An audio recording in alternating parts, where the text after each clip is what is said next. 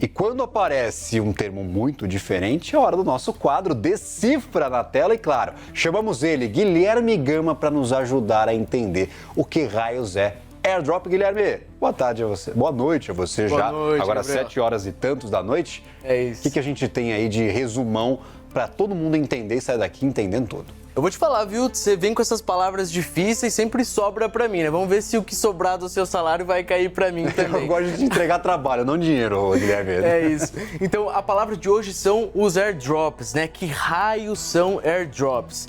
Quando a gente fala em projetos de cripto que lançam por aí, eles literalmente lançam criptoativos do céu para os usuários. É uma estratégia de lançamento de uma nova moeda, por exemplo. A gente já tem aqui o nosso Bitcoin de paraquedas caindo aqui no Cripto na Real e a gente chama de criptomimo, porque é uma forma de dar um agrado, uma recompensa para alguns usuários, mas precisa cumprir algumas missões ou critérios.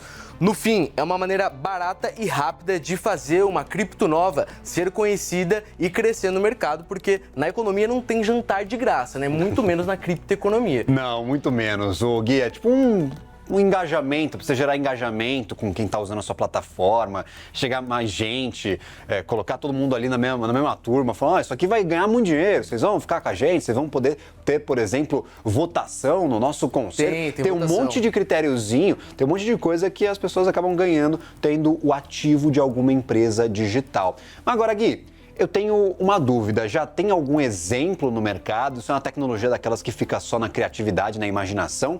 Ou tem gente que efetivamente faz esse tipo de airdrop? Já tem, a gente tem alguns exemplos. A gente preparou uma tela que mostra um desses exemplos, mas antes, vamos falar rapidinho de como que funciona basicamente esse processo. Então, é uma campanha de marketing. As empresas lançam esses novos criptoativos e pelos canais oficiais de comunicação falam para os usuários, para quem acompanha os entusiastas das criptos, que vai rolar uma moeda nova. Tem até curso para o pessoal ficar de olho nisso. E aí acontece a distribuição. É nesse momento que caem os bitcoins, as criptomoedas, que o Bitcoin não foi assim, mas Se caísse Bitcoin do céu, pelo amor de ninguém ia dormir, cara. Só ficar olhando pra cima caindo o tempo todo. ouro das nuvens. Exato. Mas não cai. Então não é tipo o Bitcoin, mas outras criptomoedas que são distribuídas dessa forma. Que chega na carteira virtual dos usuários. Então é por isso que a gente fala que é um airdrop, é como se fosse de fato um lançamento do céu.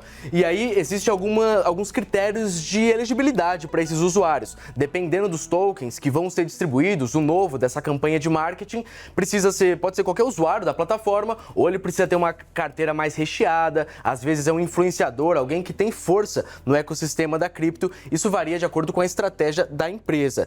E ele tem algumas tarefas. Então é como você disse, é um influenciador, ele tem que engajar. Ele participa de estratégias, então, em fóruns, comenta sobre a moeda, é conscientização, é falar, colocar na boca do povo. E aí ganha a recompensa, ganha o criptoativo. Aí você tinha me prometido um exemplo, Gui. Vamos ao exemplo. O exemplo, por favor.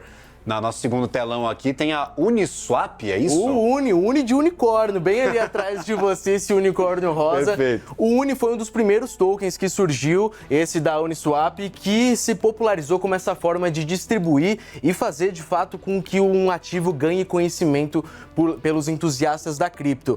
O pessoal do Bean Crypto ajudou a gente com esses dados, porque na época foram disponibilizados 150 milhões de tokens.